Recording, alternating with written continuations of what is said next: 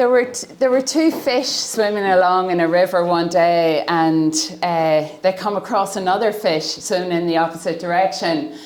And the other fish says to the two fish, "Morning, lads, how's the water?" And the two fish keep on swimming, and eventually one of the fish turns to the other and says, "What the hell is water?" That's not me, that's someone else's story. David Foster Wallace. But today I just want to spend a few minutes talking about water making, and specifically the way in which the food we eat in this country, which is so problematic, has become so normal. And specifically I want to talk about the water makers. So these are the large food manufacturers, the retailers, especially the food processors in Ireland. They're lobbyists, IBEC, Food Drink Ireland. They're public relations firms that allow the foods that we eat to be hyper-palatable, omnipresent, and artificially cheap. So the area that I work in that I do research in, is called the commercial determinants of health. So it looks at the commerce behind individual and population level health. So my postdoc was co-author on one of these papers, but this was a special issue that came out of the Lancet last month. So the Lancet is a medical journal. It's really sober, really conservative journal, but this was the thing that was on the front cover of the Lancet.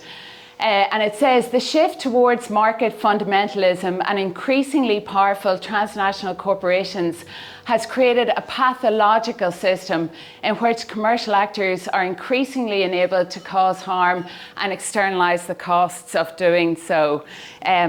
So it's, I work, I'm an associate professor of marketing in a business school. I work in an extremely corporate environment. And I know a lot about commerce. And so I want to tell you three things about how the commerce dictates the food we eat today. So the first thing is, I want to tell you that there has been a fundamental shift from the 1990s to today, from processed food to what's now known as ultra-processed food. So when food has been processed up until now, the main reason for doing so is to prolong its shelf life and to make it easily distributable. So over 70% of the food that are in our shopping baskets today in Ireland comprises another category. It's known as ultra-processed food. So ultra-processed food is different because it is designed, engineered to stimulate overconsumption. So specifically, it's designed by, for example, Kerry Group, Glanbia, etc., for rapid delivery. So you probably will know this if you eat Cocoa Pops, Pringles, etc. So it's modulated. So when you put it into your mouth, you get an initial crunch. And then it very quickly turns into a slime-like substance that goes down your throat. You will know this from a pizza that you will eat from the supermarket. And so it goes down quickly. And the reason why this is so problematic is because it doesn't stimulate these hormones in your lower intestine that are your satiety hormones. So when you eat Adrian's bread from his bakery in Letterkenny, it goes down and you spend a long time chewing it and moving it down, and your intestine finds it hard to push down, but it's actually brushing up against the satiety hormone. So when food goes down really quickly, you cannot feel satiety from it. The food that's delivered into these ultra processors is raw material that's of really low quality, and that's kind of okay because what these ultra processed food manufacturers do is they will use very powerful processes and chemicals to mask the unpleasant tastes and smells of that food. So we're in an era of very powerful new sugars, very powerful new oils, and a lot of processes, humectants, anti-caking agents, anti-foaming agents, foaming agents, humectants, gelling agents, antioxidants, etc. These mimic real ingredients, and they keep manufacturing costs down to as low as possible. So food manufacturers, they squeeze farmers to get ever cheaper bulk material, but the quality doesn't matter because the ultra processing does the last bit. So one of the biggest ultra processors in the world is Kerry Group.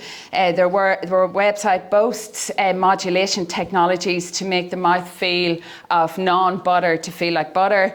So this is from their website from this morning on their cheese flavouring. So they say from mild, creamy profiles to mature aged cheeses, or aged tastes, our cheese flavour profiles harness and replicate the natural biochemical pathway of cheese making.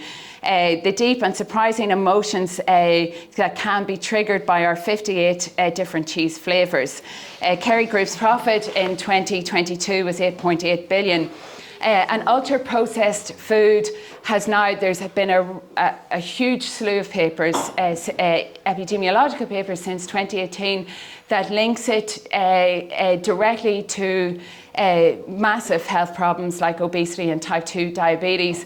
I'm a skinny person, a fat person trapped in a skinny person's body, and I used to think, well, it didn't matter how much of this stuff I was eating because I wasn't putting on weight. But it is also linked to dementia, inflammatory bowel diseases, depression, frailty, and so many others. So when we look at the food dollar in Ireland or the food euro in Ireland, and when we see where the profit pools are in Ireland, the profit pool is in retailing and in food processing. So the second thing I want to say is that the work that I do it shows food brands, food manufacturers to be Janus-faced. And by Janus-faced, I mean I use the kind of Greek god of Janus to look in two ways, two opposite directions simultaneously. So one you can access is the open talk of corporate social responsibility. So since, in line with a shift since the 1970s, has been to stop being a lobbyist, stop being aggressive, but actually move to positioning oneself not as the problem causer, but the problem solver. So we see this with Coca-Cola's Food Cloud's collaboration with Coca-Cola, Chagast's 2023 research into infant formula, etc. So the work that I do is in the closed talk of these manufacturers. So where we use freedom of information requests, industry trade publications, informant interviews, and financial and tax data of the food lobby in Ireland. So I'm just going to tell you a couple of things from that closed talk of these groups. First, that closed talk produces in its lobbying an alarmist narrative that the proposed policies of government or public health will fail and lead to a great number of undesirable social and economic consequences. It's a playbook. We call it policy dystopia, and you can see it whether, irrespective of which industry you're looking in. So this is the playbook. The policy will threaten employment. The policy is regressive. Smugglers will increase illicit trade. The policy acts beyond its jurisdiction. There's not enough evidence, and the cost of compliance will be too high. That's our policy dystopia model.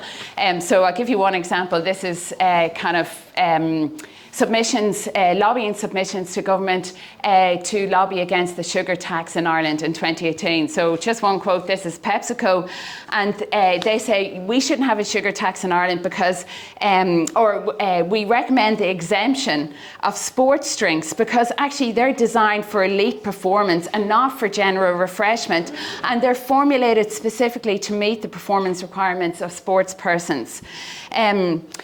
So the last thing, so since 1992, by my reckoning, we've had 5 programs for government with obesity as a key challenge.